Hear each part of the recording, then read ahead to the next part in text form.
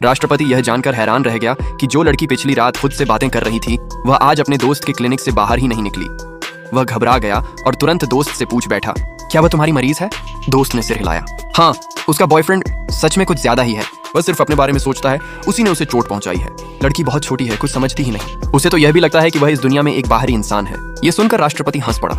उसे याद आया कल रात वही लड़की जो एक वेट्रेस थी उसके लिए शराब का गिलास लेकर आई थी। उस मासूम चेहरे को देखते ही वह पहली नजर में ही उसे पसंद कर बैठा था। शराब के नशे में उसने बिना सोचे समझे उससे अपने प्यार का इजहार कर दिया।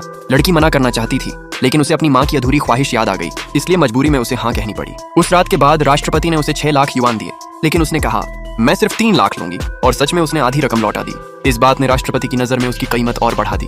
उसे एहसास हुआ कि पिछली रात उसकी ज्यादा नजदीकियां शायद लड़की को यह सोचने पर मजबूर कर गईं कि वह कोई बुरा आदमी है। यह सोचकर वह हंसे बिना नहीं रह सका। उसे लड़की से और लगाव हो गया।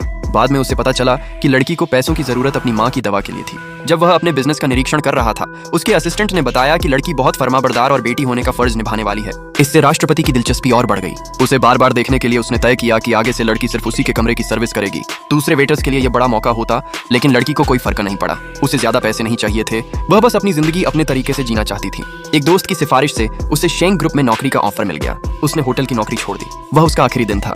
जब राष्ट्रपति को पता चला कि उसने इस्तीफा दे दिया है तो उसे अजीब सी निराशा हुई। उस दिन जब उसका दोस्त लड़की को शराब पिलाने लगा तो उसके दिल में जलन उमड़ पड़ी।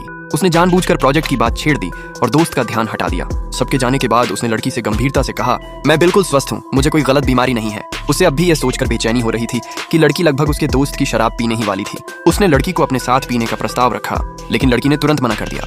दरअसल शराब की गंध से ही उसे उल्टी सी आने लगी थी। उसने सोचा उसे गैस्ट्रोएंटेराइटिस है। इस बार उसके मना करने से राष्ट्रपति की जलन पूरी तरह फूट पड़ी।